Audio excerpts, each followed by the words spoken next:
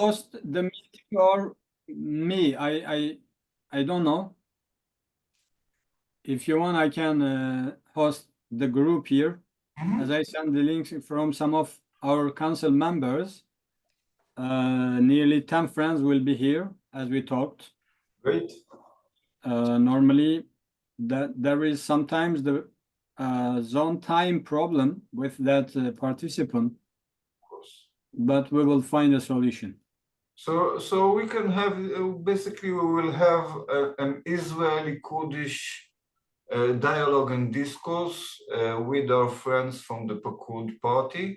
First of all, allow me to say something technical in Hebrew for our guests.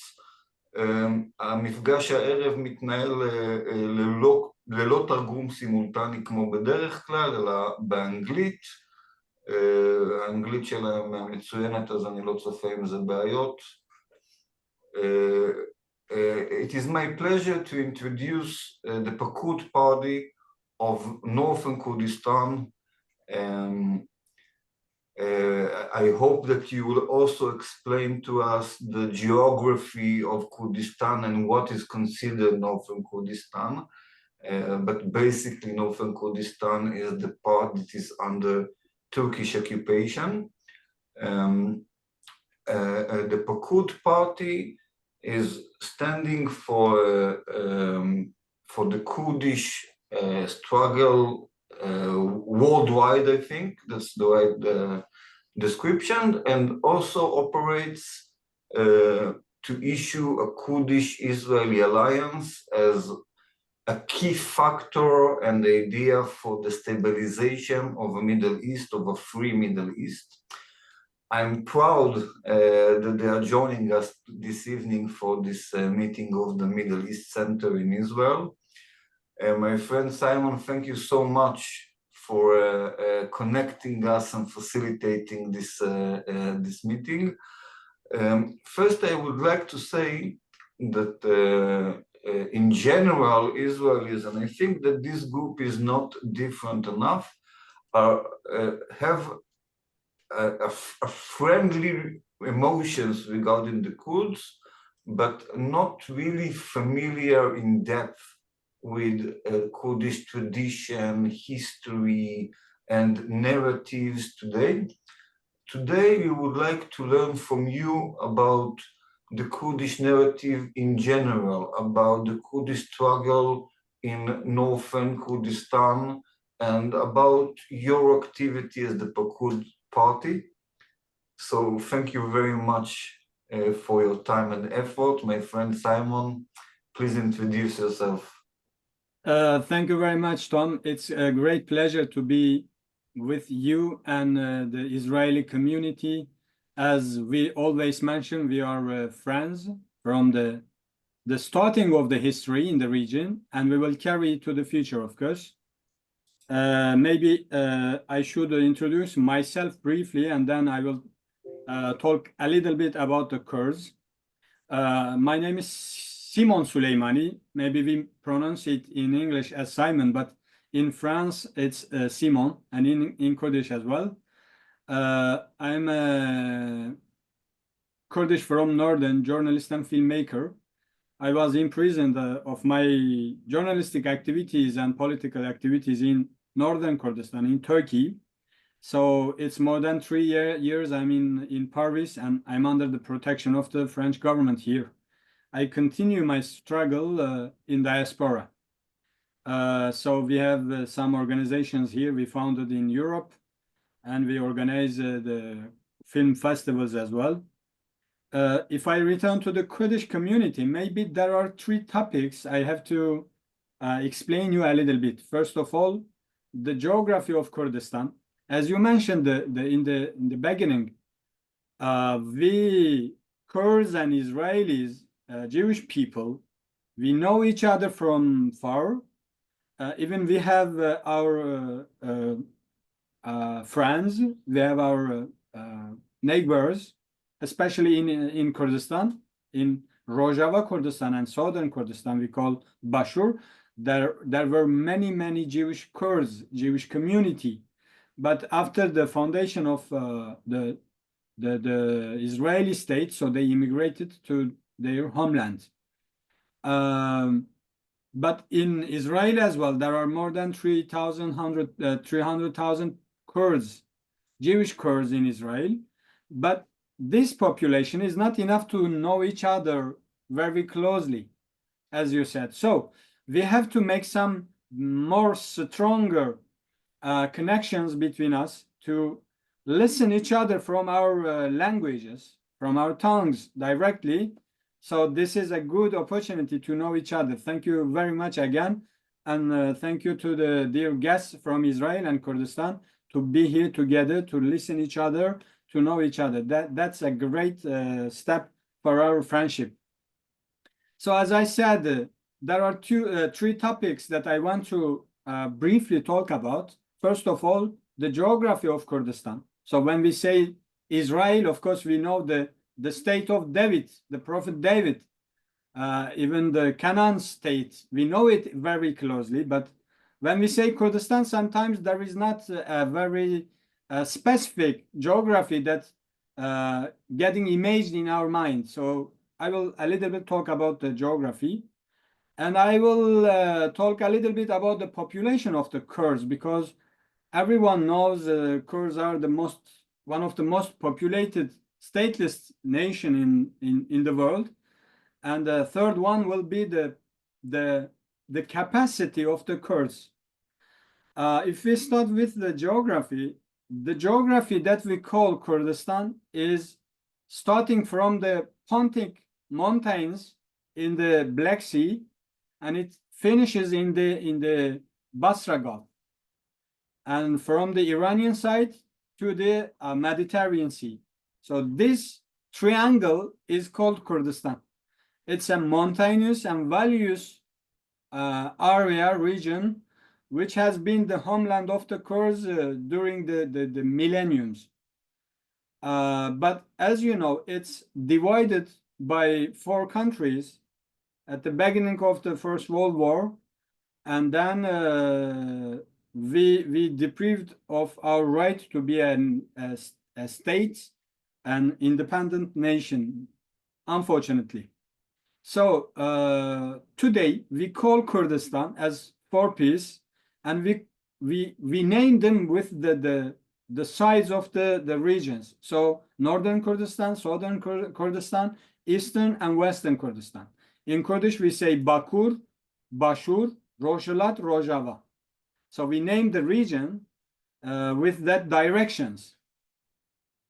As you all know that, so our political connection started from Southern Kurdistan, which is Iraqi Kurdistan, and now there is a legal statute after the Gulf War, and now there is a Kurdish government there. It's more than 25 years Kurds are ruling themselves in the region federatively. And I can directly say that this autonomous, this federative Kurdish region is one of the most democratic administrations in the region when we compare with Israel as well. Sometimes we discuss with the other guys, we say Israel is one of the most democratic country in the region. Even the Arabs, the other minorities have their rights in the Knesset, in the capital. They have their universities, they have their all national rights. Even the Israel territorially is a very small country. So Iraqi Kurdistan is something like Israel. The other hand, as recently we all know that is the Syrian Kurdistan, which is called Rojava. So recently, the last decade, the Kurds have realized a revolution in the region, fighting against the ISIS, one of the most dangerous and barbaric terrorist organization ever in the history, and they created an autonomous region in Rojava. So in Rojava, as well as the Iraqi Kurdistan, they created a very democratic region with the rights of minorities, rights of the women, and local-based administration between the public. But the most great part of the Kurdistan is northern Kurdistan. It's under the occupation of the Turkey. And this is the source of the Kurdish lands. And there are more than 30 million Kurds in the region.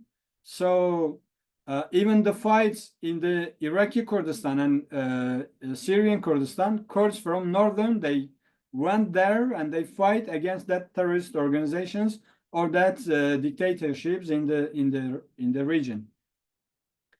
The fourth piece is Iranian Kurdistan. So we call it Roshalat. It means Eastern Kurdistan. This is the one of the most miserable piece of Kurdistan. It's under the occupation of Iranian, and they are deprived of all their national rights. And it's more than 40 years they are under the rule of a mullah regime, which is very strict and very barbaric, as you know, Israelis, from your history and recent events in the region. So the Kurds are fighting for freedom in 4 different parts of Kurdistan against different 4 countries and against different 4 very strict regimes, such as Kemalism, Baasism, and Mullah regime in Iran.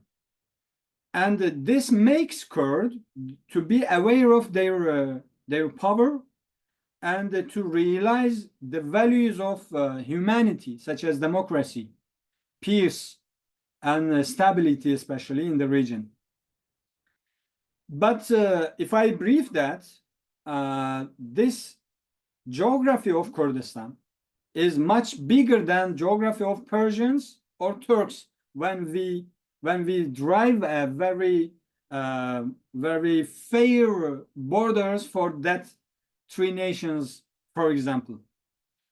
If I come to the population of the Kurds, we Kurds, sometimes we say we are more than 50 million, 60 million. Sometimes there are some strategic approaches. They say there are 70 million. But if we make an average number, more than 50 million living in the region during the centuries, and in the last century, they lost their independence, their self-governance. And as northern movement, we know that very well. The Kurds in Turkey are much more than 30 million. So recently, I think more than 3 months ago, the statistic institution of Turkey have released the registered city-based population. So we calculated the Kurdish cities population it's more than 32 million people in northern Kurdistan.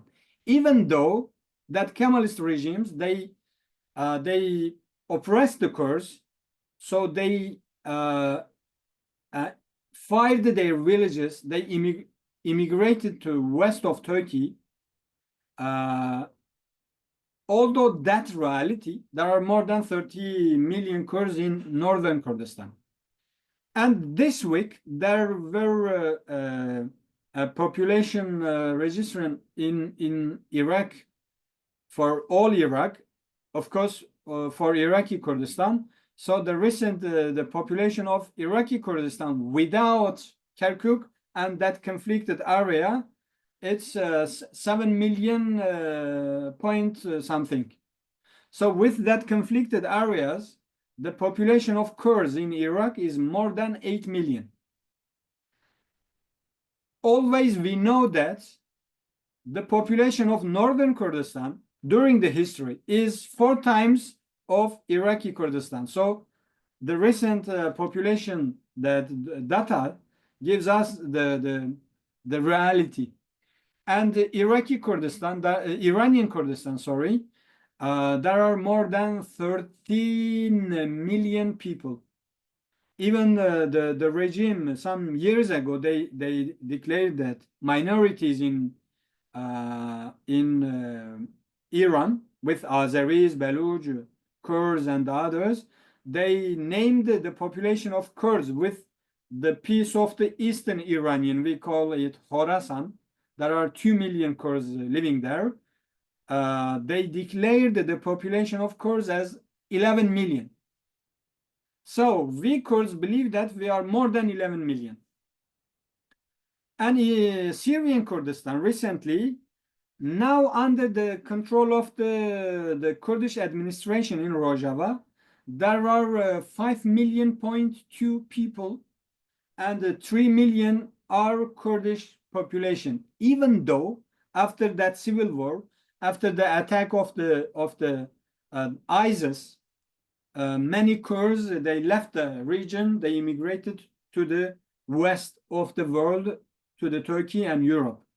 And recently, you know, Turkey occupied the city of Kurds in Rojava, which is called Afrin, and they demographed 300,000 Kurds just around the Afrin city. So they oppressed them, they left their region. Now there are no Kurds, maybe 50,000 people living there. They replaced that jihadist groups in that Kurdish city, which is very fruitful, by the olive oils. So in general, when we look at the population of Kurds, there are more than 50 million Kurds, even though we think there are nearly 5 million Kurds living in diaspora. In Europe, in United States, or the Nordic countries. So in general, when we look at the population, it's one of the most populated but stateless nation in the world. When we look the geography, that strategic and geostrategic position of the Kurdistan, and more than 50 million Kurds, so we find a very huge capacity of Kurds, possibility of Kurds to create in the region. But this is not just the common people in the region. Kurds are the most democratic nation in that Muslim communities. And they create coexistence with other minorities, non-Muslim nations, non-Muslim Kurds, and the other sects such as Alevi, Yazdani, Yarasani, and Yazidi. The fight of the Kurds with Peshmerga against the Saddam regime, and after that against the ISIS, the fight of the Kurds in Rojava against the Assad regime, and then against that ISIS terrorists, and the collaboration of the Kurds with that international powers creates an unbelievable synergy for the region and for that European values who try to make a stable region in Middle East. So the Kurds are the most possible nation power that can create peace with the other powers such as Israel or Europeans or United States, because they are in the region with the coalition powers. That little two examples of Kurdish administrations are one of that sample for us to see what will happen if there is a free, independent, and unified Kurdistan in that region. So briefly, I will close that here. We Kurds are such as that gold in the region that need to be collaborated and need to be freed from that tyrannic powers such as Iran, Turkey, and that Arab regimes in the Middle East. Thank you very much for listening us. Of course, there will be the questions. We will expand that issue with the comments from you. Thank you very much again, Tom. With this collaboration, we will create some good relationship with two nations in the region. Thank you. Hopefully, our goal is definitely to increase the communication and the collaboration. First of all, I would invite our friends from the Israeli group to raise their hand to ask questions or to write on the chat. You can write in Hebrew and I will translate your question. And if you want to introduce more colleagues to introduce more topics from your side. On the meanwhile, let's open it for discussion. But I see that let's start with a question by Almog. Hi. Good evening. Thank you very much. My name is Almog, and I have two questions. One about I heard you had a very special regime. I don't know, a type of a way to organize your communities. There's a rumor here that you are much more developed than even democracy. I heard there's a coalition of communities. I would love to hear more about that. How do you arrange the way of life, the communities, the relationships between communities inside just the Kurds before the other minorities that I was glad to hear that you have a lot of relationships with? Meaning Rojava, obviously. What? Meaning Rojava, obviously. Yeah, mostly Rojava. That's what I heard of.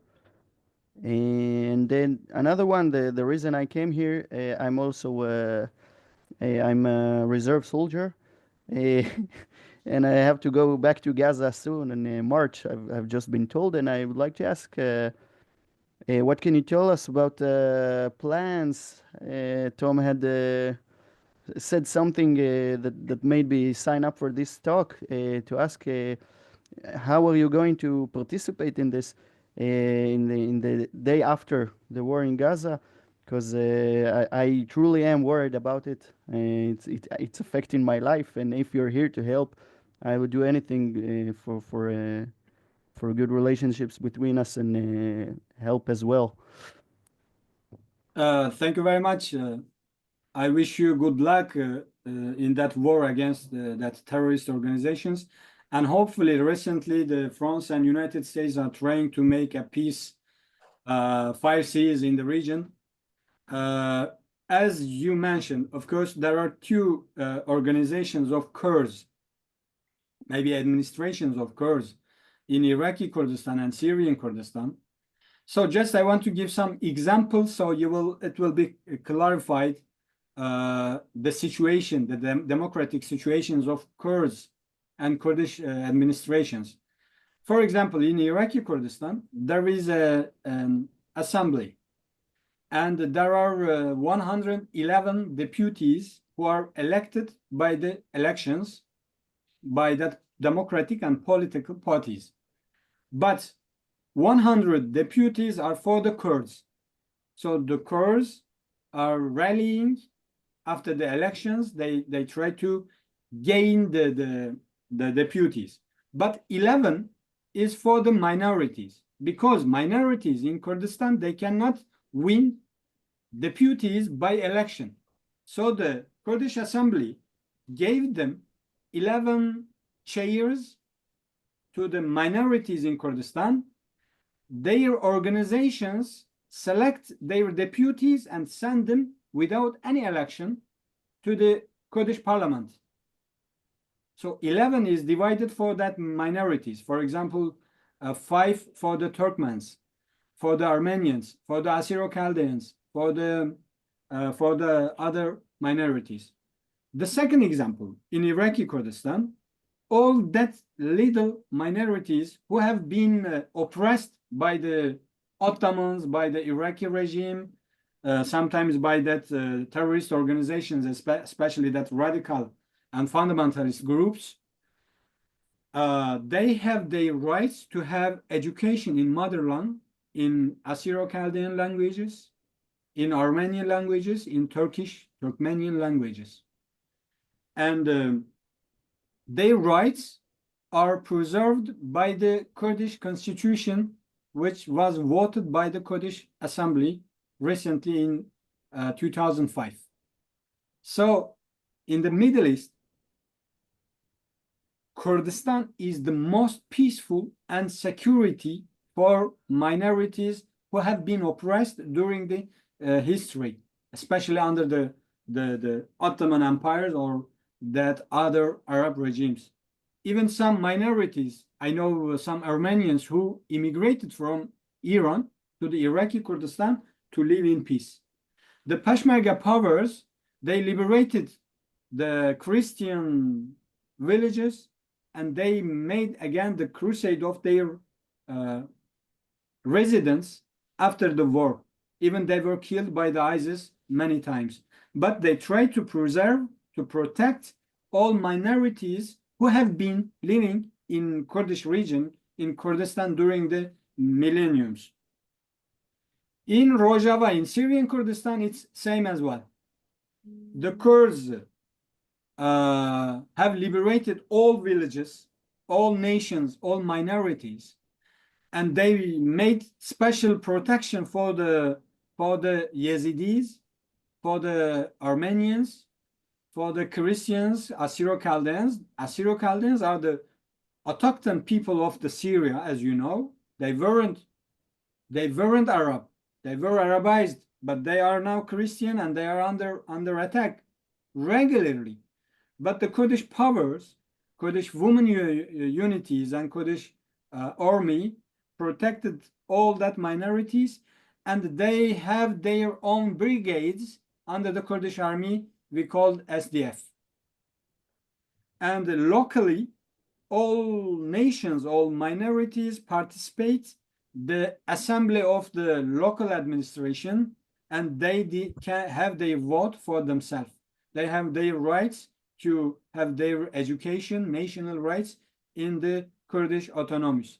And there are 5 different languages which are accepted as national languages of the region in Rojava. You see a very little area which is under attack by Turkey, by Arab, by regimes, by radical Islamists, terrorist organizations, but the Kurds, their army, their reproach, have managed to create a stabilized and democratic system in recent 10 years, even though they are under attack by the regime, by terrorist organizations, and National Army of Syria, which is supported by Turkey, and regular bombardments of Turkey in the region. During that sessions, Kurds are realized to create a stable region for the minorities and for themselves as well. So I live in Europe as a journalist. I trade all kind of administrations in Europe. There are democracy here, human rights, women rights, but we have already created it in Middle East, as you did in Israel. So we Kurds, especially the intellectuals of Kurds, we follow very closely Israel, the achievements of Israel and the Jewish people to creating a state, but a democratic state for the other nations. But we have already done that in our region. Thank you. Thanks. So first, I would like to ask a question from the chat. I think it's a very easy question, but maybe you would like to elaborate a bit. So Adam asks, "Sir, how would you like to see Israel help you?" Yeah, of course, there are very special guests here. Our founder, Mr. Ibrahim Khalil Baran, our our chairman, Gavran Goyi, they will also reply that questions after I finish my session, because Mr. Chairman of the Pakurd, Gavran Goyi, he will a little bit talk about Pakurd, and our honorable president, Mr. Khalil Ibrahim Khalil Baran, he will talk about the relations between Kurds and Jewish people. But as a journalist, as a filmmaker, as a political refugee who follows Israel, the possibility of Israeli powers, of course, first of all, we want from Israel the real connection, We want to be in contact directly without any Arab powers, Turkish powers, or Iranian powers, because we are power ourselves. We are already power, we and Israelis. So we have to be in contact directly, be in connection directly. This is our first demand. The second thing is that we have to do something very visible. We Kurds, recently, maybe you have seen, we declare directly our support as on the name of the Kurds as a very intellectual movement. We say we are the friend of the Jewish people. We support Israel.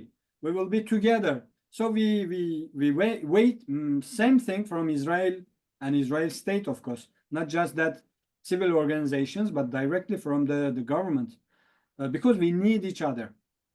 The other thing, of course, we can name all of them. For example, we Kurds are under occupation.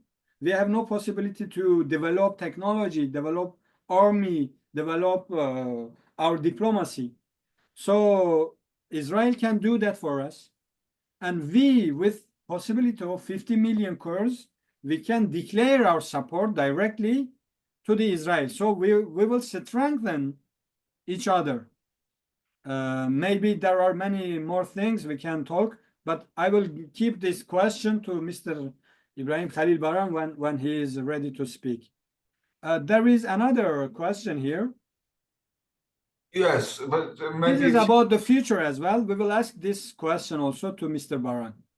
Okay. If you have any questions to me about the Kurds and the Kurdistan, I'm ready. Or not, we will pass the other session. Okay, so let's start with Mr. Baran, and afterwards we will, of course, we will have more time for more questions, for more elaborations. All right, so he will speak in Kurdish, and I will try to translate you. Biyamin bla kek gevran bu akhıve. Okay. İşte Pakurd hem derbase mejarin hin kurbabın. Okay. He offers that our chairman will speak a little bit about Pakurd, and then we can talk about Israeli and Kurdish relationship. Great. Mr. Gavran. That's a good choice, because I'm sure that there are people here who are wondering what is Pakurd and what is the difference between Pakurd and other Kurdish organizations, and what are we. So before we go forward, I would like to say give some information about Pakurd, with your permission, of course. Great to see you, my friend. Sure. Thank you, and you are all welcome again. It's great to see you. But yeah, I'm honored to be here again to speak about Pakurd, the movement I have had the privilege of leading as the chair since last year. Well, I was elected through a magnificent online congress where, like, democratic principles were completely upheld. But yeah, I currently, my name is Geo Georangoi, and I currently live in Finland. I work as an educator alongside pursuing my doctoral studies. Pakurd, however, is not like confined by borders or physical spaces, as it is a digital party. It's a 10-year-old movement and emerged as a response to some mistakes we observed among Kurdish political elites like 10 years ago. So we came together determined to forge a new path. That's when we created Pakurd, a digital party. So we are Kurdistan's first and the world's second fully digital political party. Our all activities, congress, meetings are conducted online. That enables us to transcend physical barriers. With volunteers from both Kurdistan and across the globe, our primary aim is to preserve Kurdish identity as a national identity and to defend the political rights tied to that identity. Although we have ideological and methodological differences with other Kurdish parties, we see ourselves as part of the educated and elite segment of our nation. We maintain warm relationships with other Kurdish parties. We avoid conflicts or competition with them. They regard us as their intelligent sibling or intelligent brothers. That's what they call us. And some even call us the gentlemen and ladies of Kurdistan.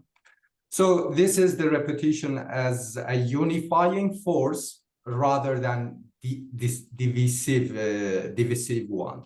It's one of our greatest strengths that we are good with all other political groups in Kurdistan.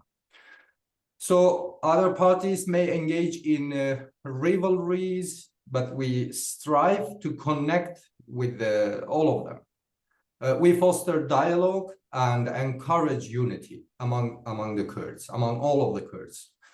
So Pakurd doesn't adhere to any rigid or partisan ideology. Instead, we position ourselves as a centrist, patriotic movement that transcends party and ideological lines.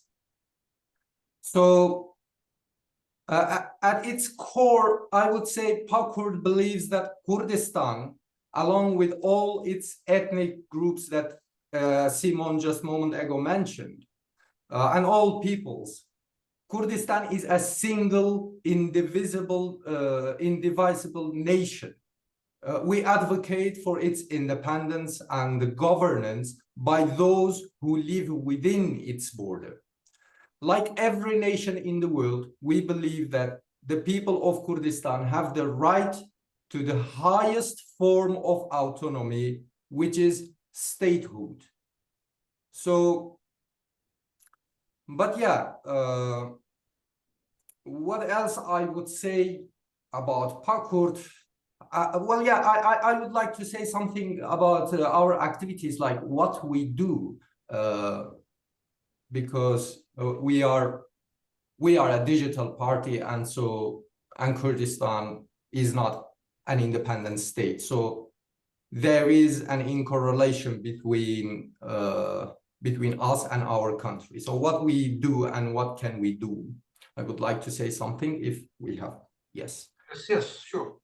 So at Pakurd, we pride ourselves on being the voice of voiceless, the reflection of the Kurdish consciousness. Yes. We speak the truths that ordinary people know in their hearts, but for various reasons, they cannot express themselves. In Kurdistan, we have the unique ability to set the agenda on almost every issue. We generate ideas and propose solutions, and others find themselves responding to our initiatives. So, but how we achieve this? We achieve this through the three key areas of focus. I would say one of them is social media activism, the other one is online academy, and the third one is building bridges. So our social media activism is one of our primary activities, that raising awareness among Kurdish issues through social media. That's one of our primary activities. Platforms such as Twitter or currently X, Facebook, Instagram, these all platforms allows us to connect with millions of people worldwide. Through these platforms, we share news, educate others about Kurdish history and rights, and highlight the challenges that Kurds face, such as attacks on Kurdish lands and urgent needs for international support, etc., etc. Our posts and campaigns consistently reach millions of viewers and interactions, demonstrates that like power of social media that amplifies our voice. On social media, we actively promote peace and dialogue among Kurds, encouraging them to engage in a civilized and constructive manner. We work to ensure that Kurds are integrated into the modern world, presenting their struggle in the ways that resonate with universal values. Additionally, we combat, this is also, especially lately, this is what we have done maybe the most, we combat harmful ideologies such as anti-Semitism, radical Islamism, and all other divisive narratives that our enemy states trying to impose on our people all the time. So Pakurd committed to, as an organization that committed to secular values, democratic principles, and the supremacy of universal human rights, we are all the time combating these kind of harmful ideologies. Our online academies, yes, we have online academies. That's one of our most significant contributions to the Kurdish cause. Through this platform, we provide thousands of young Kurdish men and women with courses designed and prepared for leadership roles in a future independent Kurdistan. So the academy offers a diverse curriculum, including politics, diplomacy, history, philosophy, international relations, local governance, state building, and bureaucratic systems. Our lessons are carefully crafted to be objective and critical, avoiding ideological bias, and we ensure that they meet the highest educational standards. The goal is simple but profound. So we prepare the next generation to become future statesmen and stateswomen for Kurdistan. That's the first purpose of our online academy. We teach them how to establish strong institutions, how to manage state affairs effectively, and how to represent Kurdistan with dignity on the international stage. Education, we believe, is the key to create a robust and independent Kurdistan. And we are investing heavily in this endeavor. So in our academy, students are encouraged to form study groups and workshops based on their areas of interest. These groups take on valuable tasks such as preparing reports, conducting research, producing content, writing, translating, and archiving. These all activities not only develop their skills, but also directly these things contribute to the Kurdish cause. But yeah, building bridges, which was our first power, I would say, yes, Pakurd acts as a bridge between Kurdish political parties and international authorities, especially in Europe and in other diaspora regions. We firmly believe that unity among Kurdish parties is essential for advocating our national cause, while others other parties, like when they fall into rivalry, we, on the other hand, maintain a positive relationship with all Kurdish parties and also all the other organizations, civil society organizations and political bodies abroad also. So we organize meetings, facilitate discussions, and work to strengthen relationships between Kurdish groups and foreign governments, foreign organizations, Our members represent the Kurdish people on international platforms, ensuring our voices are heard and our interests are advocated for globally.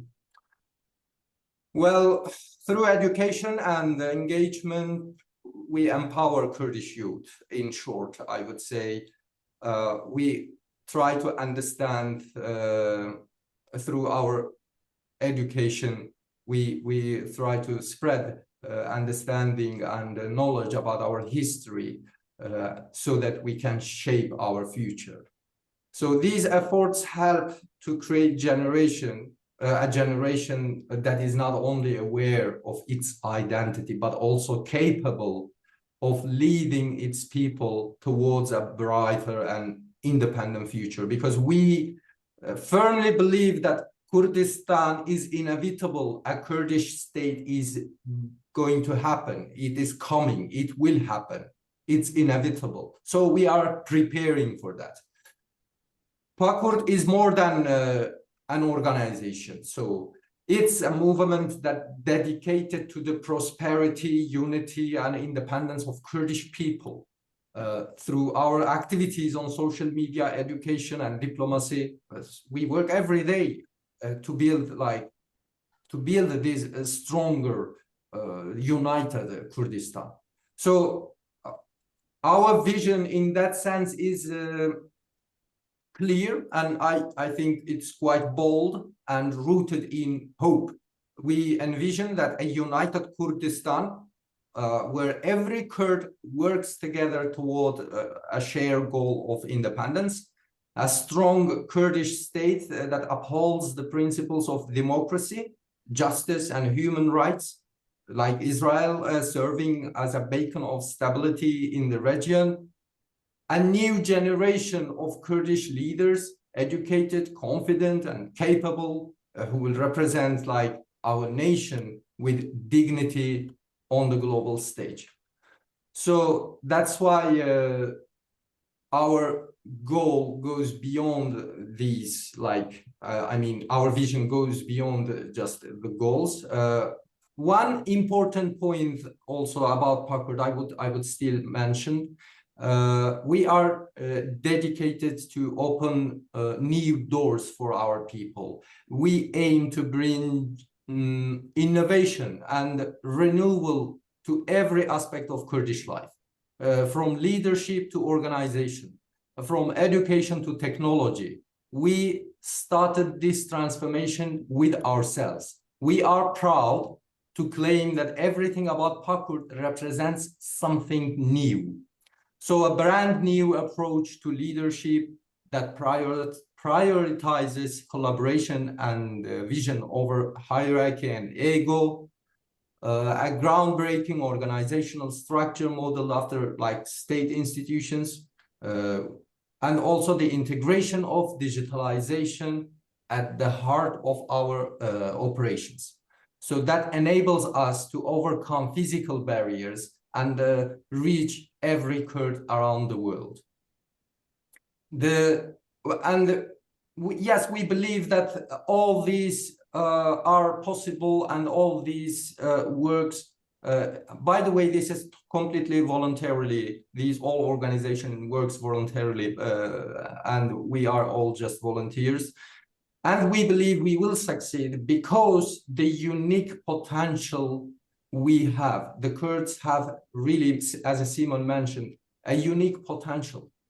The Kurdish people possess a remarkable potential unmatched in the region. Kurds are not defined by a single religion, unlike all the other people in the Middle East. We are a diverse and pluralistic nation. Among us, Yazidis, Alawis, Sunnis, Christians, and even those who identify as non-religious. This diversity strengthens and showcasing the tolerance and coexistence inherent in the Kurdish culture. Every single Kurd speaks at least 2 languages. We are all bilinguals. We are all multilingual. This is maybe because of the political fragmentation of Kurdistan across multiple states. nearly like that's why maybe every Kurd speaks multiple languages. But eventually, this is a resource for us, and we are going to use it as a resource. This is incredible for future. If you imagine that a Kurdistan, in case of Kurdistan as an independent state, that would be totally multicultural, multilingual, democratical, peaceful place. It would be like that in case it is free. But yeah, I think I made a very long speech. I'm so sorry if it became long.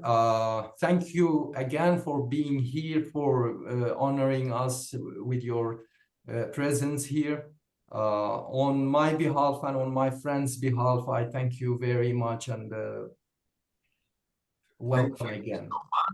I will shortly allow Karen to ask a question, but before that, I would like to ask you myself, because I heard from you before something really interesting that I think our Israeli group should hear as well, and that is about how that you in general, or maybe Pakurd, or maybe the Kurds in general, are inspired by the founding of Israel and wish to learn from what actually happened here, and how from a non-country it became, or from a non-state it became a state.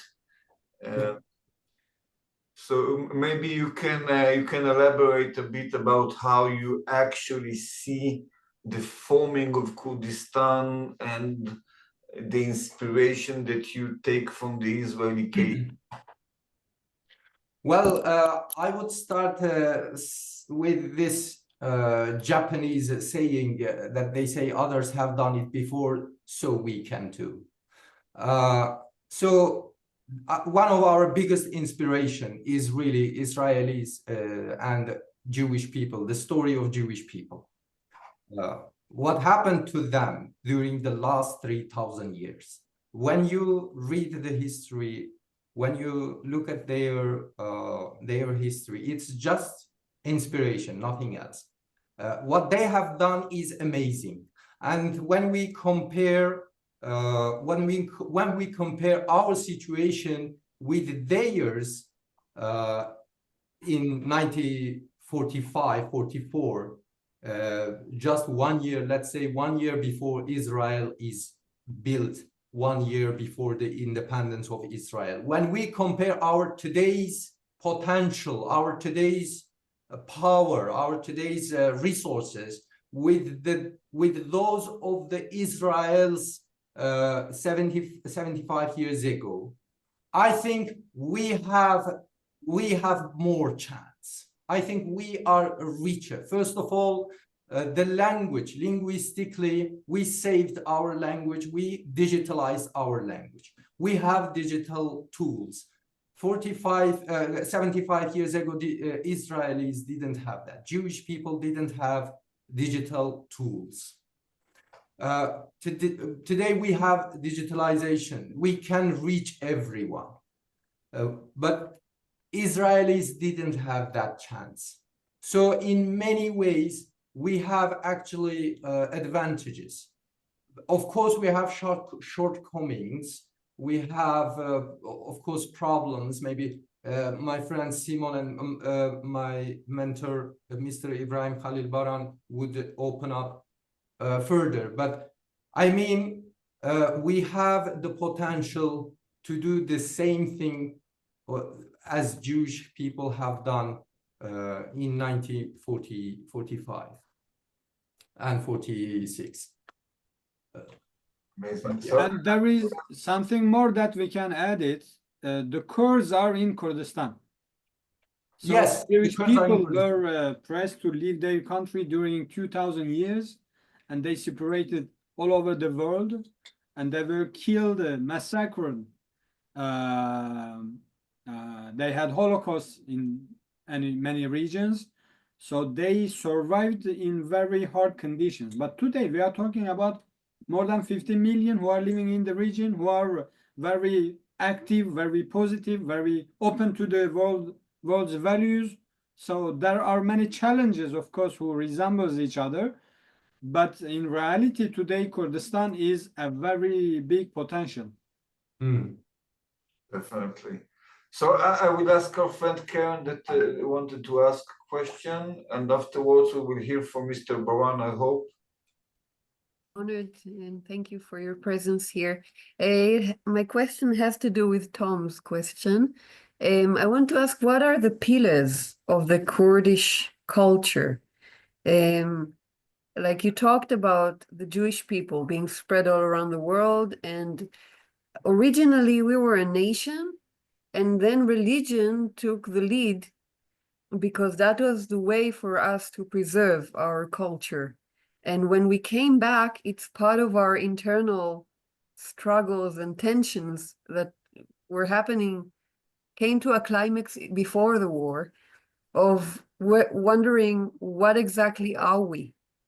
And my question is, after your people have been spread in the diaspora, but also between different cultures that are, as much as I understand, pretty different, like the Iranian culture is pretty different to the Syrian culture in which your people are living. And once you have one state, people will bring with them things they absorbed from where they were. And my question is, what are what is the core of your culture that is going to be holding everything together, hopefully better than us, once you get a state of your own? Thank you very much. Maybe I can briefly say something, and then I will give to the Mr. Goi. In fact, when you talk, I just try to summarize in my mind. There are three very powerful things that unify Kurds, even though we are divided politically. First of all, our mountains preserved Kurds. We have been always in our mountains. So there is an idiom in Kurdish, we say, there are no friends but the mountains. So the mountains of the Kurdistan preserved all Kurds during the history. The second thing is our language, because we talk the same thing. For example, when we look at the history of the Jewish people, you were divided by language as well. There are Ashkenazi Jewish people who they are under the effect of the Russian languages, or the Jewish people in Europe who lives a ghetto language, and you try to recreate. Yeah, for us, the religion was the thing that kept the language. Yes. So for us, the language is one of that connection. For example, in the recent century, the Kurdistan were divided, so the Kurds had no connection with each other. A Kurd from Turkey had no chance to talk a Kurd from Syria, even though there were just a trend line between two sides. But in diaspora, we unified and we saw each other. So diaspora unified us. As you said, it's not an obstacle for us. For example, in diaspora, we Kurds from 4 pieces of Kurdistan, we met each other, we talked each other, and we hugged each other after 1 century. The third thing, which is a very effective connection between the Kurds, it's the desire of independence. The Kurds of 4 pieces are very desireful for fighting for the freedom, for preserving the democracy, human rights, and defeating the bad things in the region. So that 3 things is unifying us. Today, you see, with the help of technology and social media, we can connect each other directly without any censors, even though our country is divided. For example, last year we started an online film festival, even though in northern Kurdistan and eastern Kurdistan, any Kurdish cultural activities are banned, are forbidden. we made an online film festival, and we reached all the Kurds all over the world. So that technology gives us many opportunities to connect, to, as you mentioned, to create a nation, even though there are many obstacles. Mr. Goy, here you are, please. Yeah, I would actually just summarize what you have said and concretize.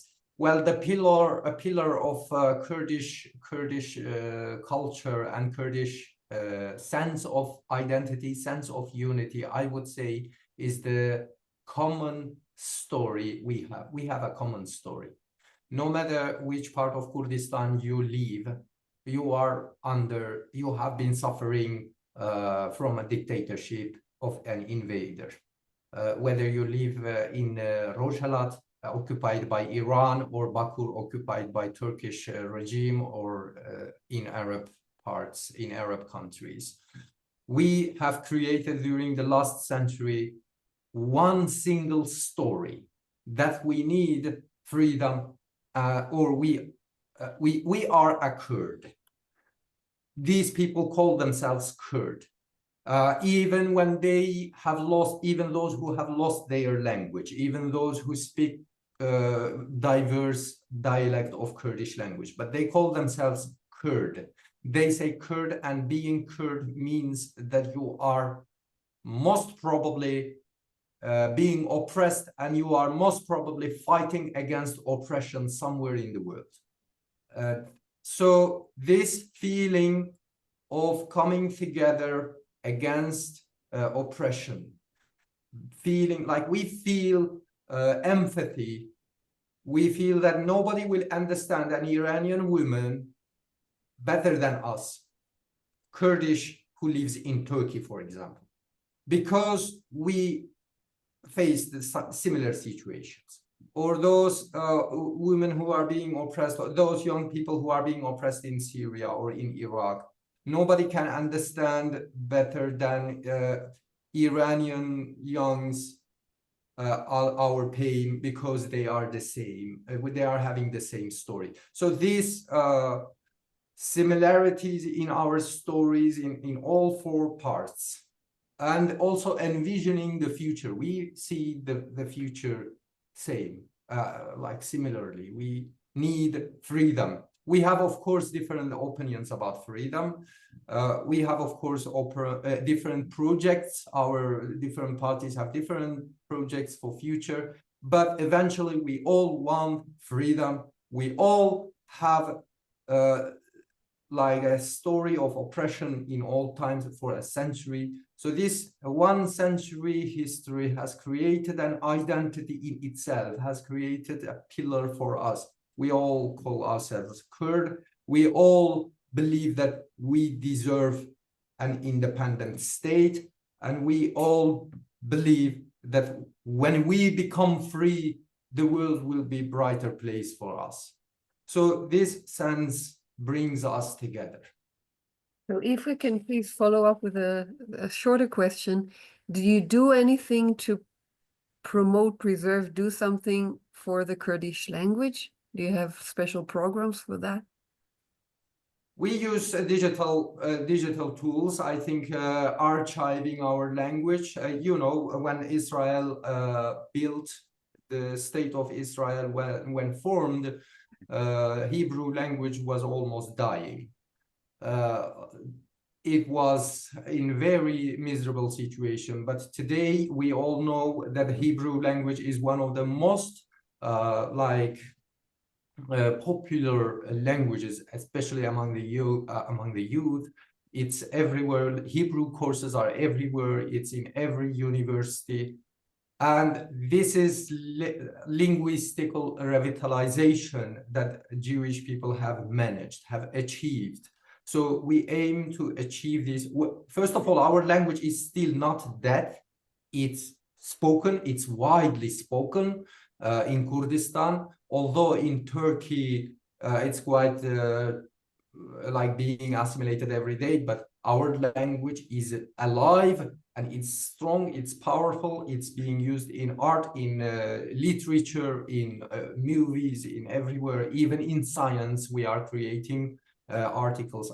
Even I myself have a Kurdish written article, scientific article. But yeah, the language has been saved via digital tools. We have thousands of hundreds of internet websites serving in Kurdish. We have Kurdish in Google. We have Kurdish in all kinds of translation services. Even artificial intelligence can speak and write in Kurdish language now. So we don't worry about that kind of thing, but we need political freedom so that we can fulfill our projects. We can save, we can serve our language. We need political freedom because otherwise it's no matter how bright ideas and how good opportunities you have, if you are not free to do it, you just cannot. And there is one more thing to add, that Kurdish language is very powerful. Since there has been very oppression in that 4 countries, it's still alive. And the other side, Kurdish language is protected in 3 different alphabets. In Soviet Union, the Kurds in Soviet Union, they have written everything in Cyrillic alphabet. In Iran and Iraq, Kurds have written everything, and Syria as well, everything in Aramaic alphabet.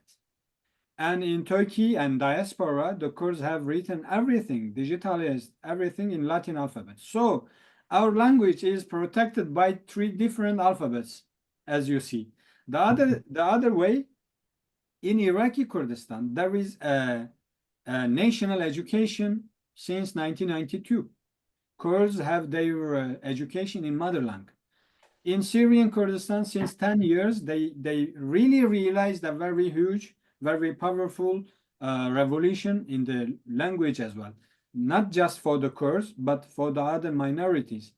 For the first time after 150 years, the Armenians of the region, they had their own alphabet and their language. Assyro-Chaldeans, they made the same.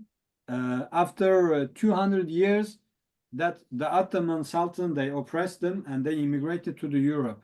So we really don't have any concerns about the language.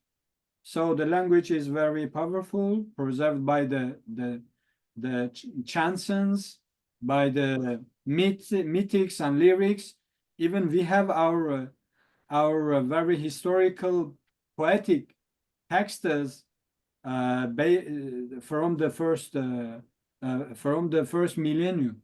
So there is no any fear for the Kurdish language.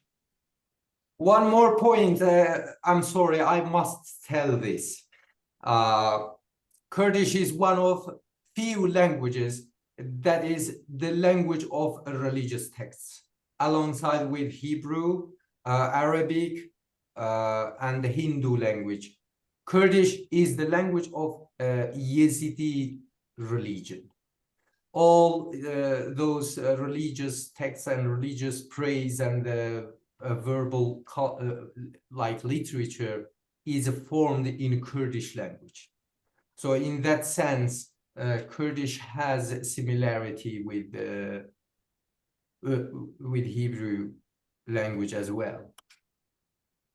With the difference that unfortunately our Yazidi culture is very fragile. It's not unfortunately not as powerful as Jewish culture. Unfortunately. Thank you. Mr. Baran, would you like to add?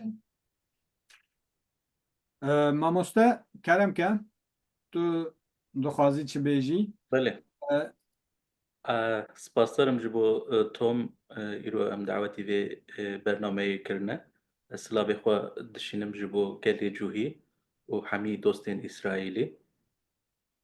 I appreciate Tom to invite us today to meet with our friends, the Jewish community.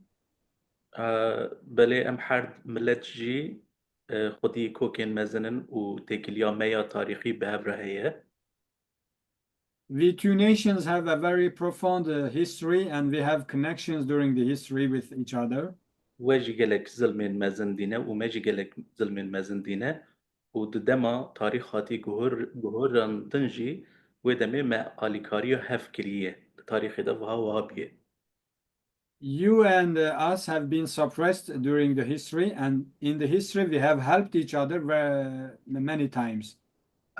بشتي حفتي جوت مها ده حزارو بيستو سسيان مثلا يا حماس و إسرائيل دا مديكو دوست مديسا الدورة كتاريخي را در باس دبن و دوی دمه دا خودی درکتنا جوهیان تشتکی گلک زور بو خودی درکتنا إسرائيل گلک زور بو ما خواست ام وک دوست وین تاریخی ایروجی لکلکا و بسکنن. After that terrorist attack of 7 October last year, we realized our historical friends are in a need of solidarity. So we could try to connect you and declare our solidarity with our Jewish friends. دنیا ده هیامکا حربا سیامین دا در باس دبه و دیارکو وکی 100 سال بری و جنوبا هنک سینور ورن دیار کرن هم لأوروپای هم لروجلاتا ناوین و هم جی بلکی دنافبر امریکو و پاسیفیکی دا پروبلمین گلک گرینگ هنه و ام حرد ملت جی اوه دبینن. We are facing a third World War, and it's clear that some new lines and frontiers will be driven again. So there is another problem with the Pacific and American powers. So we two friends in a very historical issue, and we need each other. پشتی حرب جهانی آیه کمین لهمبر سوفيتي انجليزان خطك جي يونانستاني حتى باكستاني هندستاني تشيكرن و بيشيا روسان گرتن. After the First World War, the British Empire, they derived a red line from Turkey to the Pakistan, and they tried to protect against the Soviet Union. و لسر في آنين ستاتوكويك لهريما ما آوا کرن. پشتی ویجی پشتی شر جهانی آدو یمین جی خطکا عربان سوسیالیست لجمصر دست بکر وکی سوریه عراق ایجار سوویتان جی خطکدن لبنوی خیز کرن.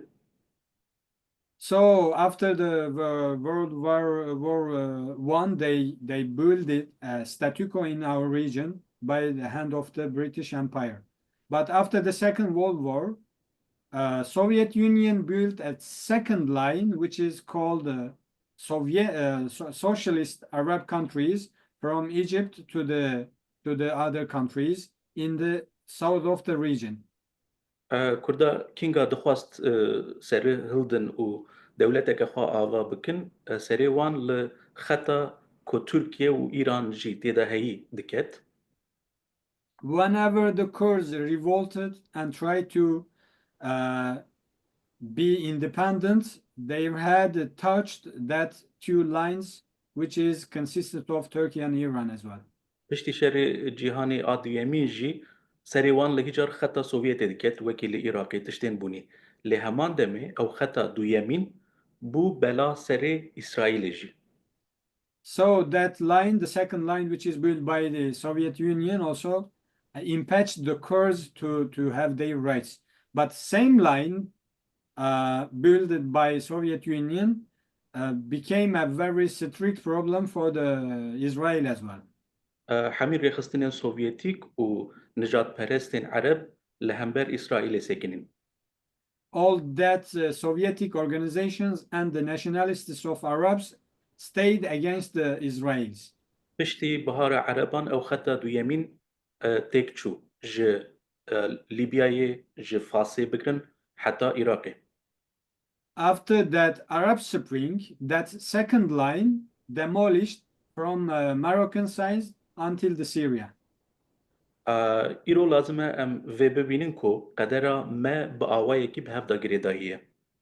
We have to realize that our destiny is very connected now. دما از الخريطة يا إسرائيل دبينم كو آلية كي وي بحرة للآلية وي دنجي عميد دجمن دور بيج كريه.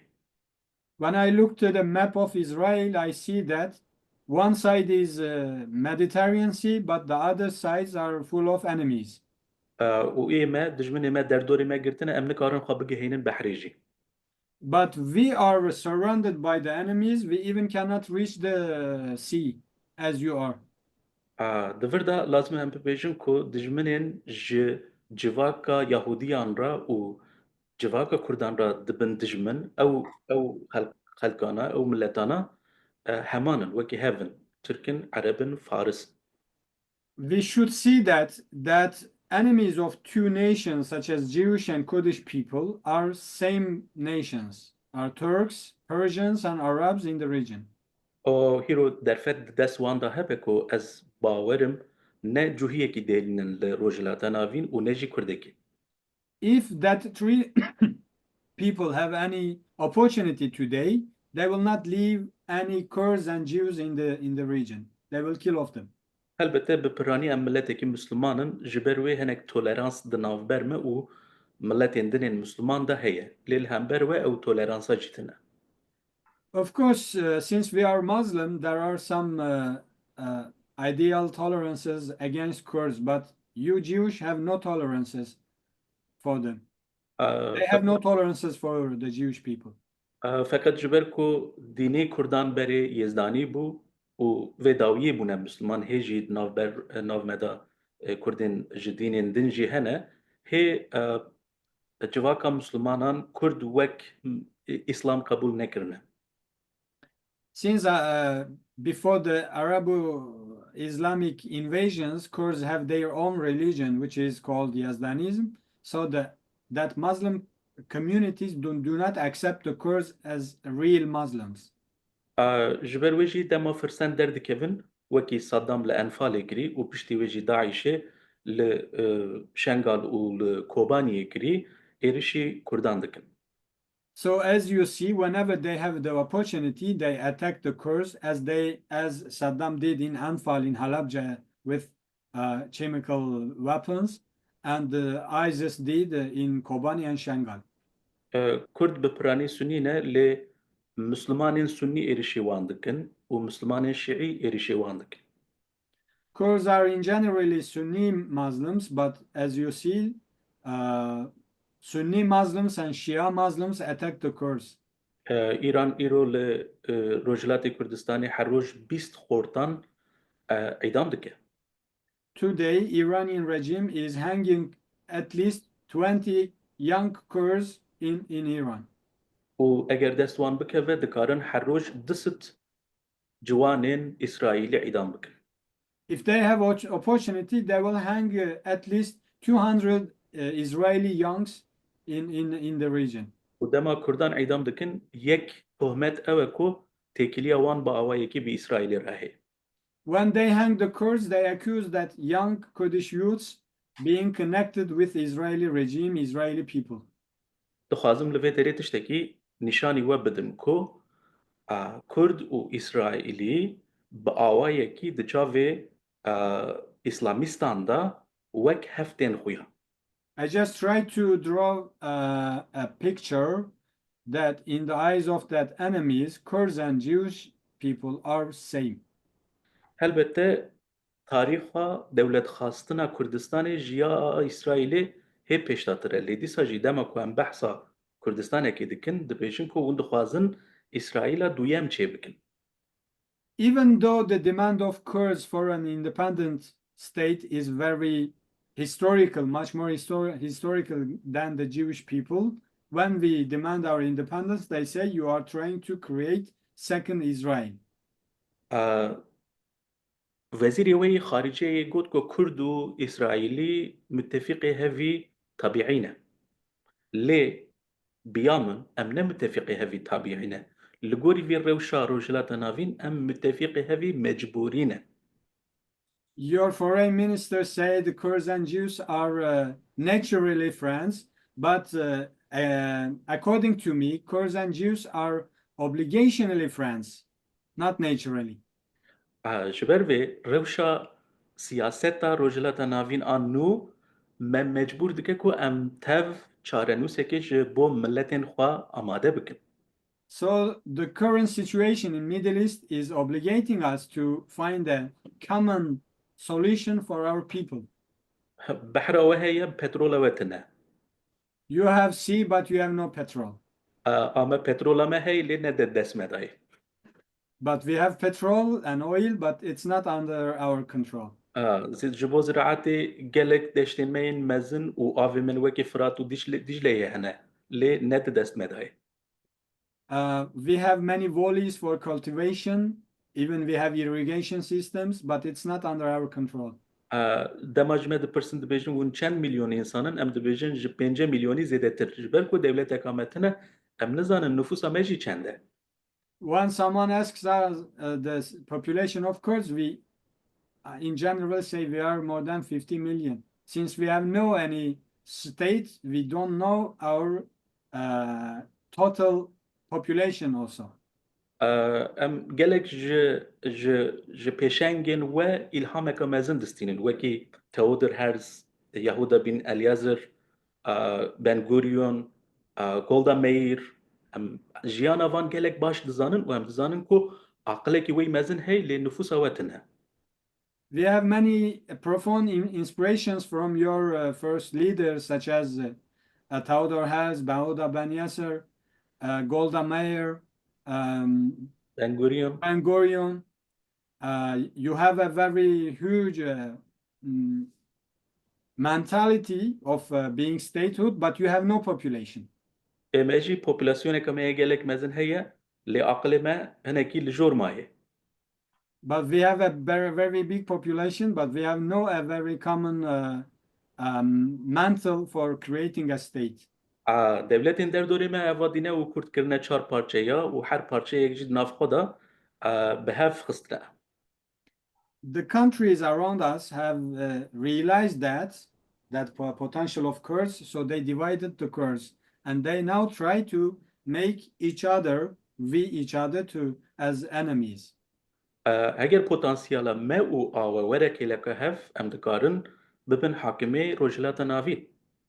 If your potential and our is coming together, we will be the leadership of the region. و ام دبینن پشتی هفتی جوت مه ده 1023 شنداتر اسرائیل ایدی نامزد کو به لیدر رجلات ناوین لی وای بی کردان کاره بکه. We are aware of that after that 7 October, the terrorist attacks of 7 October, Israel declared a possibility of being the regional power of the Middle East.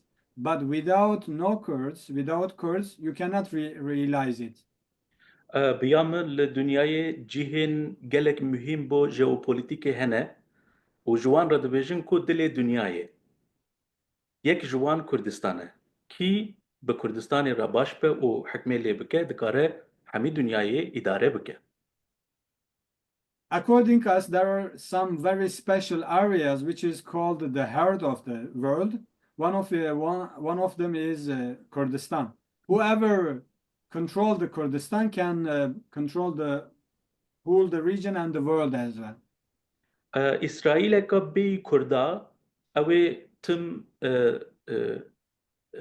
تکوشینا حیات و ممات بده هبونو تنبونه بده لهگر دوستانی او به کردان رهبه هم دکارن تف حتی آسیایی و اروپایی جی دست خود درج بکن حتی کافکاسیایی دست خود درج بکن حتی باسرایی دست خود درج بکن. And Israel without Kurdistan will always be in survival to rest inside. But if we reunite in the region, we can control from Asia to the Europe. لوی داره از دخوازم تشتکی بینم زمان کو یه ما ام باورن کو ویزیون کاوی روجلات ناوین آنو هیا ام دخوازم ببن شریکی وی. We are in belief of that you have a new vision of Middle East. So we Kurds want to be a partner of your vision of Middle East. هر ملتين لدر دوره ما و دما بوری دا وکی هزن وکی سوویتی خواستن کو کردا جبو خوا بکار بینن وهناك gelek د مجاران دا جي بسر كتن اللي يما ام جي اسرائيلي رد بيجن كو دفي ام تف اتفاقك بكن ناوكي بوليتيك كارت ام اسرائيلي و اسرائيل جي ما بكاربينا.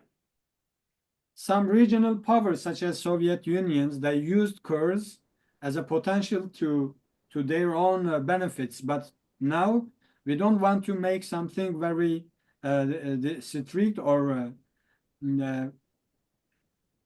timeless between Kurds and Israel. We want to create something very stable, which is benefit of both sides. اگر للروجلات ناوین کردستان که مزن چه نبه آنجی کرد نبن خودان ستاتو لوا پارچه نها از باورم کو او خریطای نها اوی ببه دجمنی وی هری مزن و شرک حتی داوی نامشه کنجی ملتکن و هی وجی احتیاجی و بحضوری هیا. If there is no unified Kurdistan, and if that current lines and borders continue like this, you will always be in the war. But a nation cannot continue a war to the end. So you also need a prosperity and stability in your hometown. تشتين ام جواه هين ببن جلكن وكيكو وشاوا بشتي 1000 سالي هون فجريانا عردقا ودولتك تشكريه إيرو أم كرجي تخازن ببن خدان دولت ليد دست مدار رشتيك تونه أم تخازن جي تجربين واستفادة بگرين. There are many things that we can learn from you. You returned to your homeland and you created your own state. We also want to do the same, but we need your experiences. لي هلبته دوون جي زانبن كو gelek parçayên Kurdan îro nedidest Kurdan dane û dibin bandora ew dijminan dane heman demê de. As you know, many Kurdish regions are not under the control of the Kurds, and they are under the control of that enemies who occupied the Kurdistan. û ew dewletana jî hemî antisemitik in û dijminê İsraîlê ne. Lê di nav Kurda da jî her çi qas ew dewletana hêza xwe bidin vê meselê û bixwazin antisemitîzmekê nav Kurdan da biafirînin jî nav Kurda da ev maya negirtiye.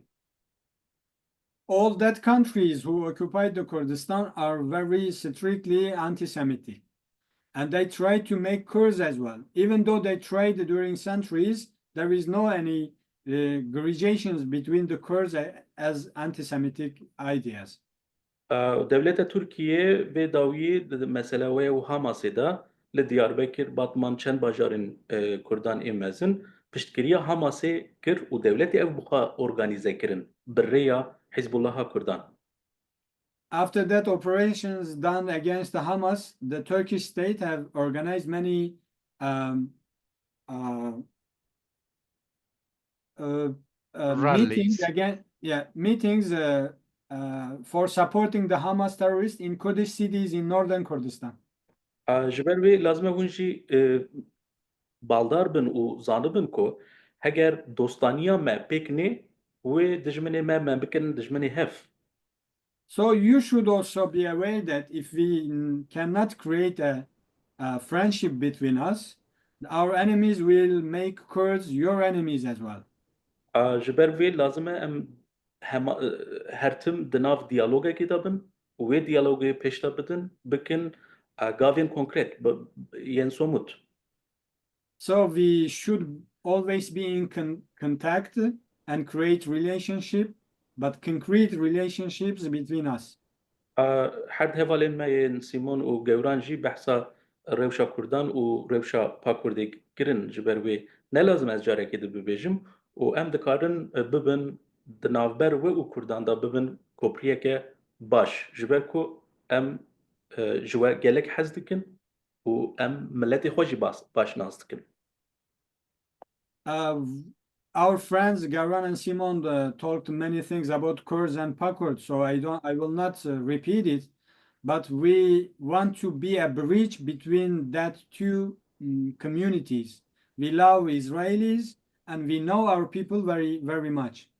البته ام نخوازن دنافبر و دولتين دا ببن بروبلمك ببن برسكريكك و ام نخوازن تاكلين و وان جبو ماجي خراب ببن ليه أم دكارن بحراوي الدياسبورا يجي لولات دنجي حتى بيجي الإسرائيل يجي أم دكارن تفتشتان بكن. We don't want to be a diplomatic problem between you and the other countries in the region, but we have opportunity to create a concrete relationship even in Europe, in diaspora, and in Israel as well. تكليا و حكومة ترامب أنو از دبینم کو گلک باشه وندکارن لإمکان خوین آمریکایی در حق کردان دا در حق پاراستنا کردان دا بکار بینن. Your relationship between that new cabinet of Trump is, as I see, is very good. So you can use that opportunity to make some chances for the Kurds as well. لپارچه روجاوا و لباشور کردستانی وندکارن تکلیین دیرک دینن ام دکارن ببن نافبرجی و لعالی باکور کردستان جی بریا دیاسپورا بریا امکان ده دست وین نافنتوی دا وندکارن لسر ترکیه ببن اوک سترسه که چه بکن جبر مثلا کردان. You can directly contact Iraqi Kurdistan and Syrian Kurdistan with your diplomatic relations, and we can make your contact as well, even in Europe. So if you contact and connect the Kurds, you can make a stress on Turkey as the power of Kurds. تبي ونك يفن فيشاشيه جي مثلا العراق جي وسابو هر كسي تقول كو بروبلما هاري مازن صدامه لي صدام شو شندا ترجي او شيعيين هاتني شونا صدام لهمبر كردا ده همان فكري داون عيني تش لتركيا جي هي مسألة تاني نا أردوغانه ورجيما أردوغانه هجر أردوغان بتشجي شبو كردا عدالتك چه نابه لإيراني جي همان تشته رجيم بتشجي دي ساجي و داگركريا إيراني لسر روجلاتی کردستانی دوام بکه جبو ویجی لازمه هون پولیتیکایا که هی زیده تر مزن چه بکن نه تنی لسر همبر رژیمان لهمبر ستاتوکوی. So you should not repeat the same mistake as you did once everyone told that the problem in Iraq is the regime of Saddam, but after the collapse of Saddam, nothing changed, that Shiite Arabs did the same thing to the Kurds. Even in Turkey, the problem is not the regime of Erdogan, but the statu quo between us is the main problem. So you have to make clarify the policies about that statu quo in the region to change the borders. نخوازم زیده دریج بکم لی ام تفدکارن هنک تشتان بکن جبوان جی دیالوگ لازمه. I don't want to talk very long, so we need to create dialogues between us. و دخوازم ویجی ببیجم من ایرو گلک شرکی مزن را در باستبن هفت حشت جبهیان دا ون شرکی دکن لشریعه جی لغازه جی للبنان جی علیکی ایران علیکی یمن او ام وان حروش بحروش جنزیک فا تعقیب دکن و بلا گلی اسرائیلی زانه بکو پشتوان دا کرد هنه دوستوان هنه وکی کرد و دوا روجين هاري زور داجي ام بورنا. Furthermore, we know that you are in the battle in 7 or 8 different battle sides, from Yemen to Hamas to Israel to Hezbollah.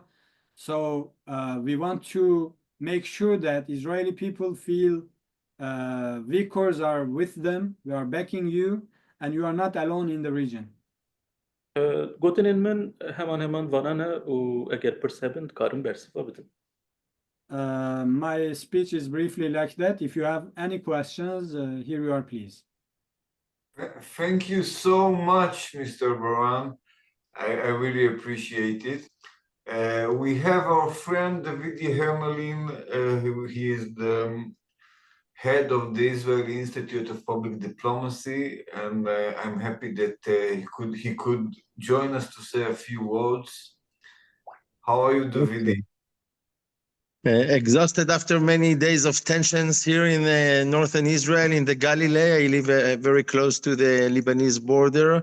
and now it's very quiet, and I'm happy that I'm here with you today. I would like to start by thanking you, Tom, for letting me the opportunity to appear in front of all of you today, and to surround myself with such a distinguished ladies and gentlemen, which is both privilege and honor. And I would like to thank you for integrating me in this amazing project, which is amazing. This is the best description. I will introduce myself briefly.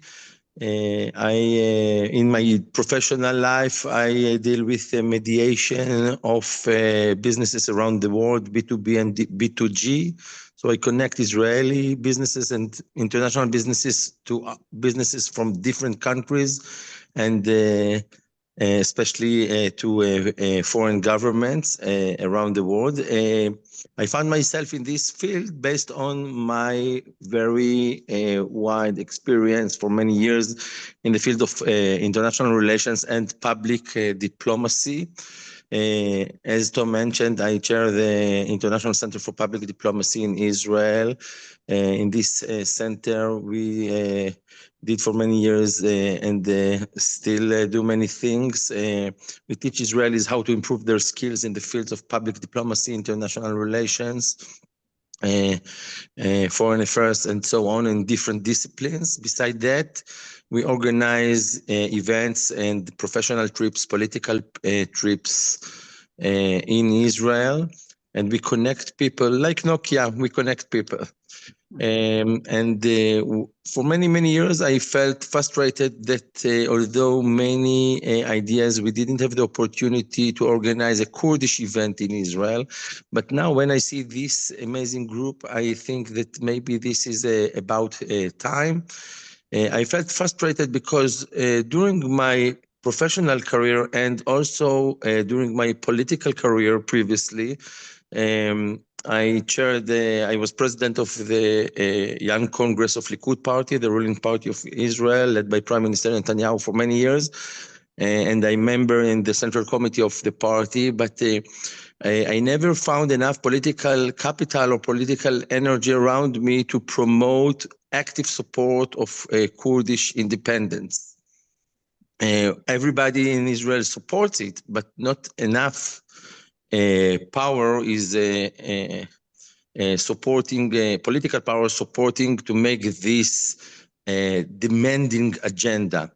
So it's about time that we will demand, and I do believe that Kurdish independence, Kurdish statehood, it should be a foundation stone of the Israeli foreign policy for the Middle East. I really and honestly believe this based on justice, but also based on interests and security.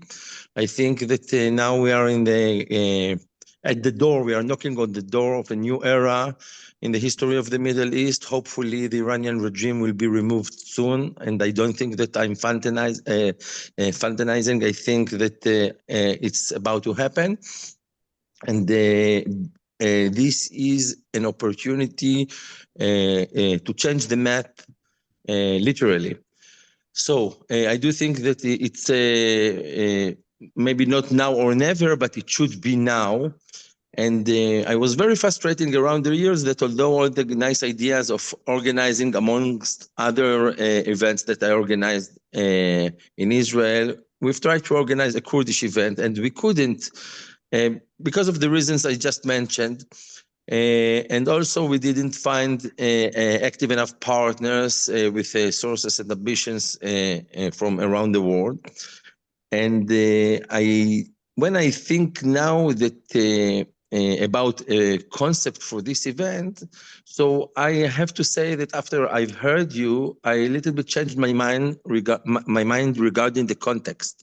Because if until now I was thinking that the best thing is to focus on culture and views, exchange of views, etc., I do think that if you would ask me, just an idea to think about, maybe we should organize kind of seminar of studying the achievements and also the mistakes in early years of the Zionist movement, how to organize an all-partisan political movement like the Zionist movement that will unite all Kurds in a international effort supported by superpowers and by local powers like Israel, that will lead to this independence. Because in Zionism we had always, the Jewish villages, kibbutzim, moshavim, and the towns that were established, but it was a very, very organized project. You don't have the issue of settling Kurdish people in Kurdistan. But beside that, and that was the uniqueness of the Zionist movement that was established by Theodor Herzl, they understood that they should deal with international politics and to get this support by demanding and by actions. So if you would ask me what I would suggest should be an opportunity to, a topic of Kurdish summit or congress in Israel. So beside the dialogue and the political dialogues and the lectures, I would focus on workshop, how you build a Zionist movement for the Kurdish people that will lead these international efforts for independence together with allies around the world. I do think that we have windows of opportunities to connect Jewish people and Kurdish people around the world, congregations, I mean, after what the Jews saw just recently in the Western world, and I think that many of them don't feel secured as they felt before. I do think that Jewish congregations will understand now that they should find allies that will stand with them. And I do know that the Kurdish population, at least in Europe, is, as I saw it in, this is first-hand knowledge, I participated in pro-Kurdish, pro-independence demonstrations at least twice or three times in Germany. And without being a main figure there, the crowd was waving with Israeli flags. So the empathy and the solidarity that is demonstrated by the Kurdish people toward Israel is authentic, and it exists. And I do think that we have a platform to also use the moral voice of Jewish congregations around the world to support the actions of Western politicians in the Kurdish independence, which is again function of justice, but also function of the interest of the Jewish state, which is Israel. One thing I will take from my current experience, and I will end with that, is that one of the, patrons or fathers of the Zionist movement was Ze'ev Jabotinsky. And he always said that the capital will build the country. So the money will build the nation. It was a unique voice then amongst many socialist point of view in the Zionist movement. But as we know, life, also this is true and correct. And I do think that if you would ask me how to build, according to my experience in public diplomacy and in my professionality of today, I do think that if we will take leadership of a group of political leadership from your party, maybe you would like to invite even colleagues from other movements, and leadership from the business sector of Kurdish businessmen and women from around the world, and we will bring them all to Israel, while motivating them to connect to the business society in Israel according to functions of interests, fields of interests, and beside that, to focus all together how we promote the Kurdish struggle for independence. So then we will unite this alliance of Jews and Kurds around the world, the cooperation of the business sector of Israeli business persons and Kurdish business persons around the world. And I guarantee you, and Tom, I believe, can confirm that we will be able to make sure that also policymakers of Israel will be presence from right and left, and opposition and coalition will be left there. It's true that Prime Minister Netanyahu was maybe one of the only ones who verbally supported the Kurdish independence. But unfortunately, we have to say that Israel, because of all its illustrations in the region, at least according to, as far as go my personal knowledge, Israel couldn't and de facto didn't do enough. So it's about time you have here partners. And if you would like us to organize something like that, I do think that the involvement of the business sector not just will be practical, but also will be helpful if we try to raise the budget and the sources to build this initiative. And please consider us. When I say us, I believe, Tom, that I speak behalf of you and me and the other and the rest of the team of which is leading this project. You can consider us as your first port of call, as reliable partners, as partners with abilities, and partners with ambition and motivation. Maybe I should say motivation is a better word. To promote your cause of independence and self-determination. And God bless you all. Take care. Thank you very much for this David. platform. We know you very much. Of course, we talked before. It's a great pleasure to see you again. And of course, as you said, we also regret that Israel didn't touch the Kurds until now. So there are many ways to contact the Kurds. If you want to support the Kurds in a civil way or diplomatic way, there are many Kurdish organizations in Iraqi-Kurdistan, in Rojava, and in Europe, in diaspora.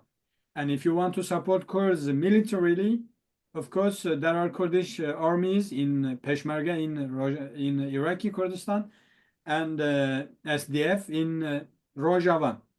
So even we don't want your arms, your technology freely. We have our opportunities. You can sell directly the arms, the technology, the weapons to the Kurdish powers in the region, as you do for Azerbaijan. And if you need our friendship, we are already your friends. If you need oil, we have many oils in the region. If you need money, we have money. If you need human sources, we have 50 million Kurds in the region. So there is nothing that can avoid us to collaborate together.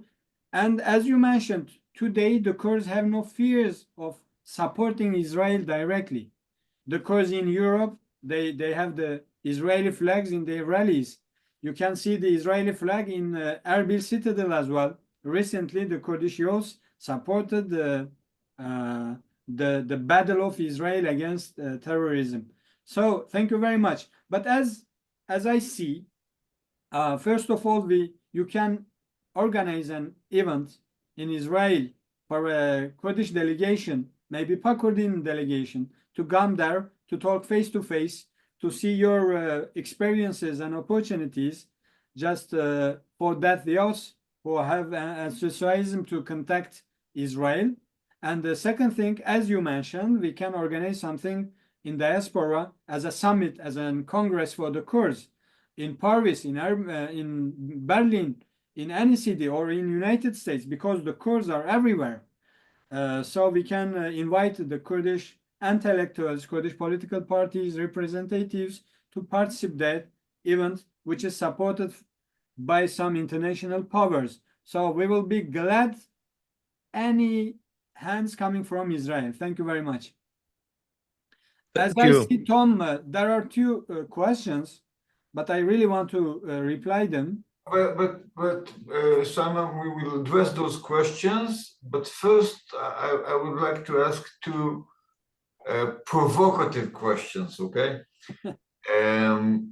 So first of all, this is something I don't know if you are aware of it at all, but on the last few weeks, there are rumors that started from Syria. And the rumors said that part of the American agenda, even before the Trump administration, but the current American agenda for Gaza Strip.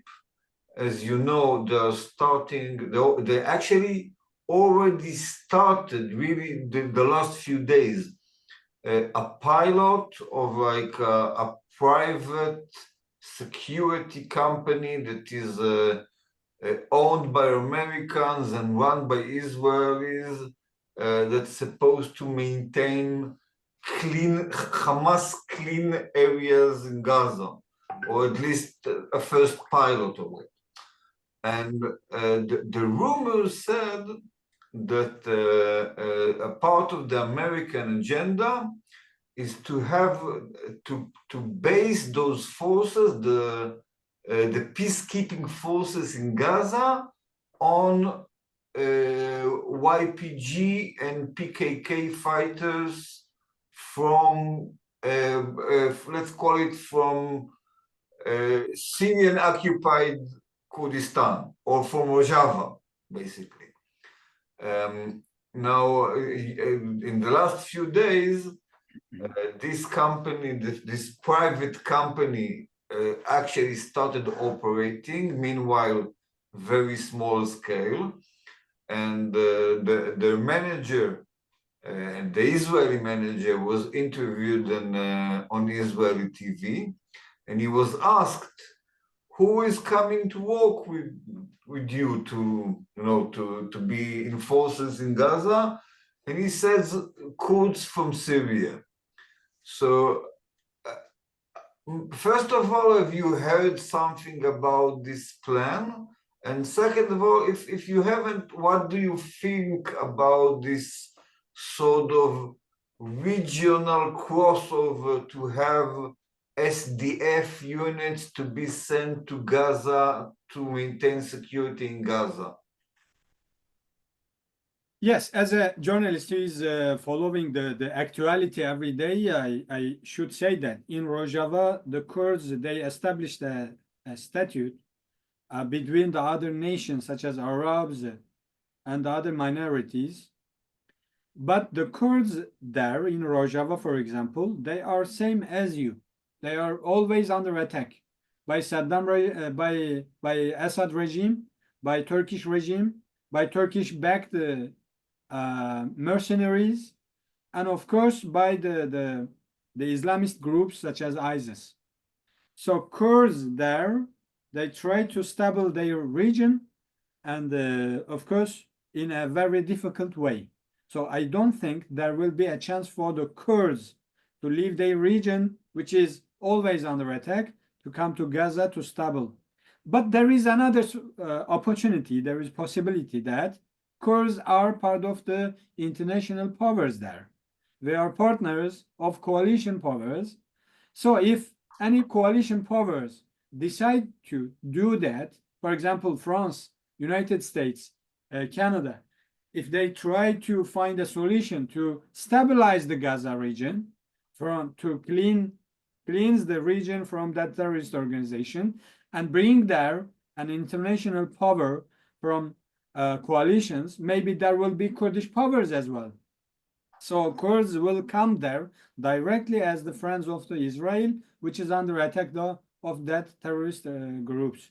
But I don't think that there will be a direct intervention of Kurdish powers with Israelis, because they are not in a secure way. They are also under attack. The model that I think that is already happening is that through the international coalition, the Americans are recruiting people from the SDF on private contracts to be the employees of this private security company, under the assumption, which is a solid assumption, that they can trust on the Kurds because they speak Arabic. The Kurds from Syria, they speak Arabic, so they know how to communicate. But they also very anti-extremism, anti-Hamas, anti-Iranian axis etc. So they will be reliable. So I understand that you think that this is something feasible, and because it is my understanding that it is already happening, that we already have Kurdish from Syria and Gaza as an employees of the private security, of the American private security company. Yeah, if it's done by the Americans or coalition powers, it's possible, and we will support that directly, because we are friends. We have to protect each other in that region in color. Okay, so we think it makes sense. So the other question, okay, so we are over a year after the October 7, and basically we've seen the entire world.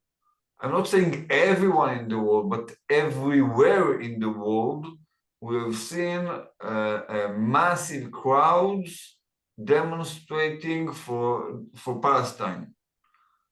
But Kurdistan is also under occupation. The people of Kurdistan, I'm saying it is a subjective, but I know enough to say it in a secured manner. They are under worse oppression than the Palestinians are, and the bombardments on both Syrian Kurdistan and both Iraqi and both Turkish Kurdistan after the last PKK attack in Turkey were completely targeting civilian targets and infrastructure targets, and were out of line by any means. But you don't see not Muslim crowds and not Western crowds, you don't see them demonstrating for free Kurdistan. So, first of all, I said it's a provocative question. How does it make you feel? And second of all, how can you explain it? Can I say something Yes, please. about this? That's been actually what I have also been wondering all the time. As a person who lives in Europe, I've been asking the same question to those friends around me, especially who are aligning themselves with the leftist ideas and those kind of opinions. I've been asking them, like, I know some of them for years, and I have never been witnessing that they are sharing or promoting that way, like, I mean, hard way, I would say, freedom for Kurdistan, the way that they are doing it for Palestine, in the case of Palestine. Actually, some of them have even harshly criticized me, accusing me to be indifferent against what is going on in Palestine. And well, they were basically asking me, why do you want freedom for your people, but you don't want freedom for Palestinians? And they just see like this very simplistically, very simple way. And these people, I assure you, cannot even visit Palestine in case what is going on in Palestine, in case, I mean, Hamas build a state and take control, as they call, free Palestine. These people cannot visit as a tourist, even one day, in that kind of country. So, but on the other hand, what we idealize, what we dream, what we Kurds want to build is completely something different, and completely something legitimized by our historical rights, by our society. It's a question that we Kurds also have been asking to them. And actually, this is one of the points that brings us, the Kurds and Jewish people together. This is one of those points as well. We feel isolated because, as you mentioned, Kurds have been, if what is going on in Palestine is occupation, Kurds are 4x time more occupied. Kurdish language is denied in Turkey. We cannot even have education in kindergarten. We cannot have a kindergarten in Kurdish language in Turkey. The language is completely denied. The identity is completely denied. Everything that you do in the name of being Kurd, or you say anything about being Kurdishness, is denied, completely denied. Well, as far as I know, Arabic is not denied in Israel. As far as I know, Arabic schools, Arabic education, or Arabic publication is not denied in Israel. So I have been, and many of Kurds have been wondering the same thing. Unfortunately, I don't have personally, I don't have a I don't have an answer on their behalf for you, Mr. Tom. Yeah, in fact, we Kurds are accustomed of the habitude of the Muslim countries, communities against that oppression happening in the Kurdistan.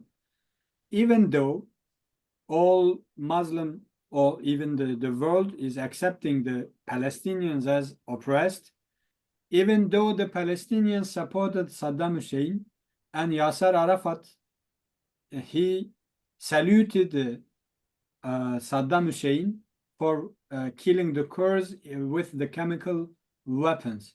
Even they made a statue of Saddam Hussein in Gaza. Thanks to the IDF, the Israeli army, they destroyed that statue of the shame. So when we talk the rest of the world, especially that the European community, they do not have any agenda of making some protests or manifestations for supporting the Kurdish people who are being killed directly by the warplanes and who are demolished by that infrastructures in the region, especially the water lines. And recently BBC released an article that 1 million people are under the risk of dehydration, which is made by the bombardments of the Turkish army. So the Europeans have their ties. There are some leftist groups who helping the Kurds for the manifestations in Europe. But nowadays, we are not in the section of making such public diplomacy because the Third World War started. So if there is war, there is no that public relations. After the war, we will start again that public that diplomacy, maybe. But we have to fight now. So you, as you did, you cleaned your region from the terrorist organizations, and we accept that Islamic mercenaries supported by Turkey and Turkish army, and that the group supported by Iran, such as Hashd Shabi. So we accept them as terrorist groups, and we will fight, and we will clean our region from that terrorist organizations. So we need each other, as we mentioned many times. Exactly. Okay, so I will take 2 more questions from the chat. Adam asks, is there an ongoing activity? I will allow you to afterwards. Is there an ongoing activity to declare Turkey's President Erdogan as a war criminal? Kindly give some details, if you know, of course. In fact, as I said, thanks my friends, as a journalist, I follow the actuality. For that also, I can say that directly. We Kurds have no representation in United Nations as a state. So we can declare it or name it, release it in the seas of United Nations or the Security Council. So we Kurds have no state. We have no one who can declare it in that organization.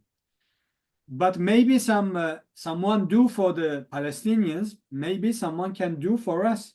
Even that International Court for Human Rights, they declare something. Even we need some friends to do that for us. But the ties, the economical or diplomatic ties of that countries in United Nations, they do not want to cut the relations for the Kurds with Turkey, with Arab countries, or with Iran. So you see there is a conspiracy here. But in any case, we have to do that or maybe on social media, on internet, by making some awareness or awakening of the other publics about the Kurdish issue. Dror, please ask. Hey, so first of all, thank you for being here. I'm following the Kurdish story for a long time, especially in recent year. I have a following question to the subject that we talked in the last few minutes. What did you, the leaders of, of the Kurdish fight, have learned from the pro-Palestinian effort? I mean, there is no argue that they know how to use the public opinion and the social media. So we can argue if the fight is right or wrong, but what did you learn from their ways, how you're using it in your fight? Thank you very much. I want to answer that. Maybe the other friends will answer. In fact, I think there are many things that we can learn from that Palestinians for making the world to support them. But we have many obstacles as well. Because we have the Palestinians, they have already 22 Arab countries. And there are 54 Muslim countries who support them directly against a non-Muslim country. So the Kurdish issue is manipulated under the Islamic issues. The other side, there are many Christian countries who are anti-Semitic from the beginning, especially that Catholic countries. Even the main massacres against the Jewish people happened in Christian Europe. And today the Southern American countries, they are very religious in religion, and they support Palestinians directly. So this is conspiracy against according to me. The other thing, we have no any direct friends who can declare the issue of Kurds in that international organizations or supporting their medias. And there are other Muslim countries who use the Palestinian issue or Jerusalem, because the Muslim accept it as Quds, so as a sacred city. So they use it in their intern politics to the elections, to manipulate the Muslim community, who are accepting the Jewish people as the enemy of the God. So we Kurds have no tendencies of using our issue to as declare the Muslim countries who occupied our country as the enemy of the God, because they are member of the same religion. So we have no friends really. Now we have no friends but the mountains, but we want to build a friendship with Israel, who share the same destiny and have the same concerns, especially in that Muslim countries, Muslim region. So I hope we can build something due to all that problems has been included between us. You got a friend. Thank you.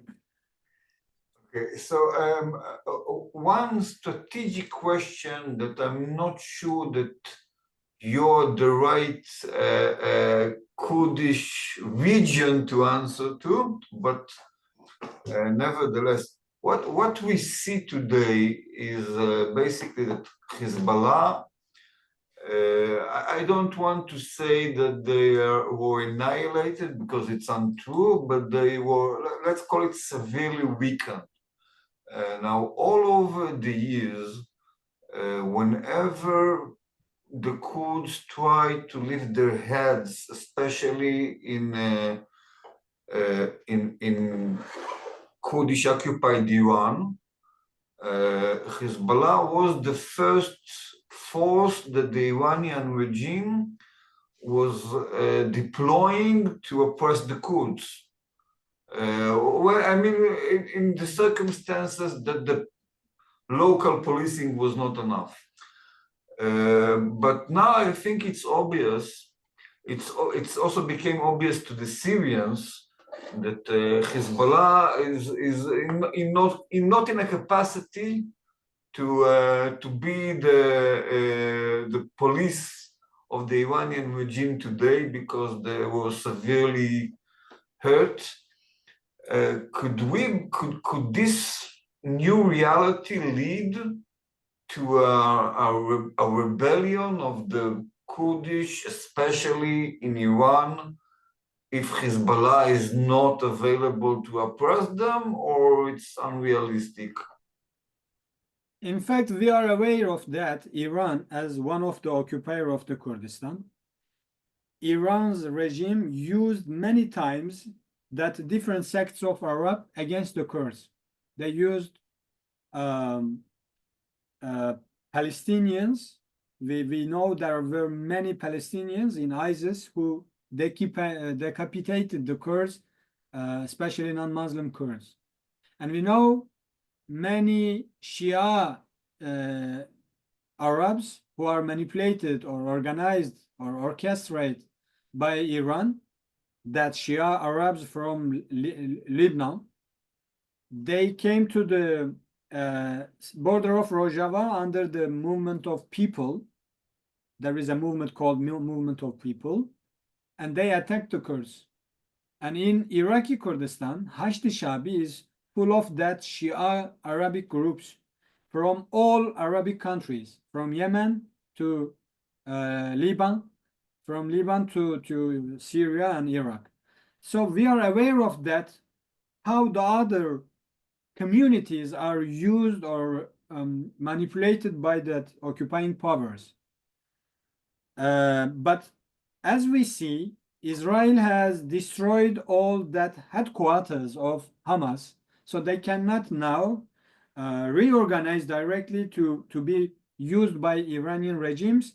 And time by time, we believe that Israel will stabilize all the region from that very used mercenaries and terrorist organizations. But the other side for the Kurds, we try to avoid our people to be used. So even we know that Turkey tried to send some Sunni Kurds in the lines of ISIS. They try to manipulate that Kurds as well from Turkey by that religious groups, and we especially as Pakurd, we try to make a public conscience about the Kurdistan, the cause of Kurds, and of course the friendship of Israel. Great. So I think. Sorry, Tom. There were a question from Adam. I really want to answer it because Adam said, "Who is more important for Israeli defense, Turkey or Kurdistan?" Very dear Adam, you know that Turkey is now threatening the Israelis. The Turkish population, people are very anti-Semitic in their speech. They threaten the Israelis, Jewish people, not only the Zionists, all Jewish community all over the world, even in their embassy. even in their assembly. So they are becoming threatened to the Israelis by their army, by their people, by their policies, and they try to manipulate the other nations against the Israelis. So you see, there is nothing to say that is if the Turkey is important for the Israeli defense. Today, there is one important ally for the Israelis in the region. This is the Kurds and the Kurdistan. We have to really realize it. Thank you. سيمون بيجي ببيجي يعني خلق وقص انتي سيميتيك كو جبركو ما قلتي لازم كرد واسرائيل اتفاق كي بكن بحفتانه من ناف ميديا ياخذ وك هدف نشان ددن يعني نتني يهودي بخوا دوستي وانجي ده هدف دانه Especially he mentioned in Turkey the community is very anti-Semitic. Nowadays, you know, we made a panel about the Kurdish-Israeli friendship. They now targeting us, this movement, targeting us. All their media is now targeting us in the community. They do not threaten the Israelis only. They threaten their friends also. So we, as the friends of Israel, we are under their attack, under their threats. Okay, great. So last question by Almog. I know that you're not from Rojava, but we'll ask it anyway, and maybe you will have an answer. Why doesn't Rojava, or why can't Rojava just declare independence? You see, maybe Mr. Goi will tell something, but I really want to tell my opinion. Declaring independence is not very easy, as you know that when you declared, even you were in the border of the sea, you were attacked by all that Muslim countries. You have that 6 days wars, and you were always under attack. The Kurds have no connection with the sea, so we are very isolated in the region. So we tried to declare our independence with Iraqi Kurdistan in 2017. You saw that Iran, Iraq, Syria, Turkey, even the other regional small powers, they tried to threaten the Kurds to kill the idea of independence. In Rojava as well, we have no enough power and public conscience in the international community to declare our independence. So we have to find much more powerful allies in the region, maybe Israel. So one day we will unify all that occupied regions, and we will declare a unified and great Kurdistan as a friend of Israel. But now it's not possible. Thank you so much. It was very, I think it was a very important evening. I think that we all learned a lot about the possibilities and the potential and what we should do to really form this alliance. I will repeat the words of our friends, Mr. Baran: dialogue, dialogue, dialogue, a lot of dialogue. But at least we started.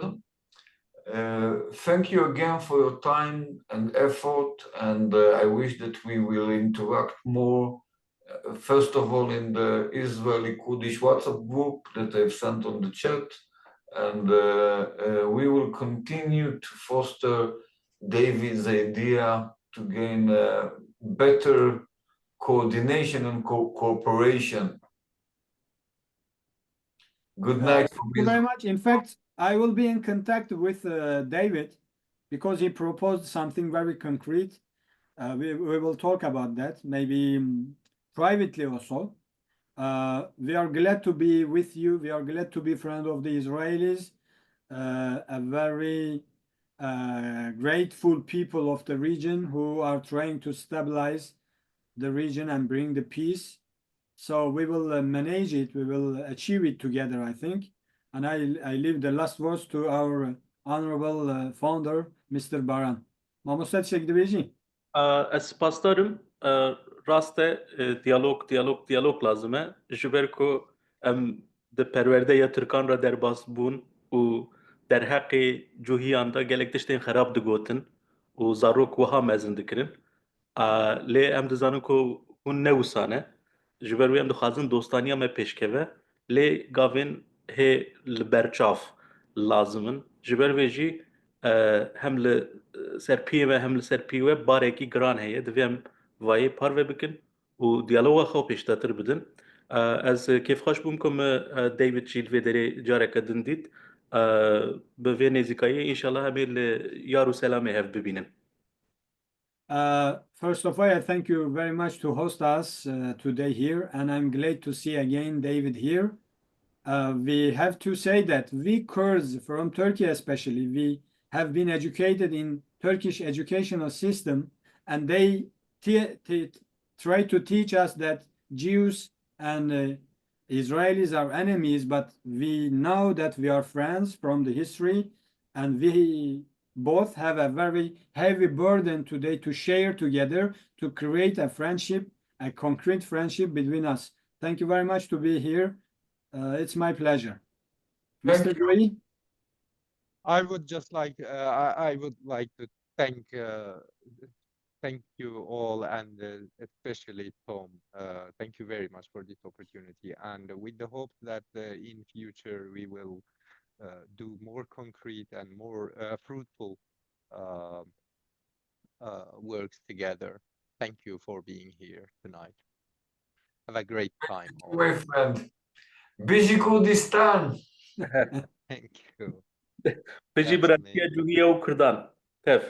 Long live the friendship and brotherhood of Kurds and Jewish people, he says. Thank you very much, Tom. Again, we will be in contact. David, we say our regrets to Bibi, and we support Israel for their fight. Be in peace, please. Thank you, my friends. We will be in contact. Have a great evening. You too. Thank you.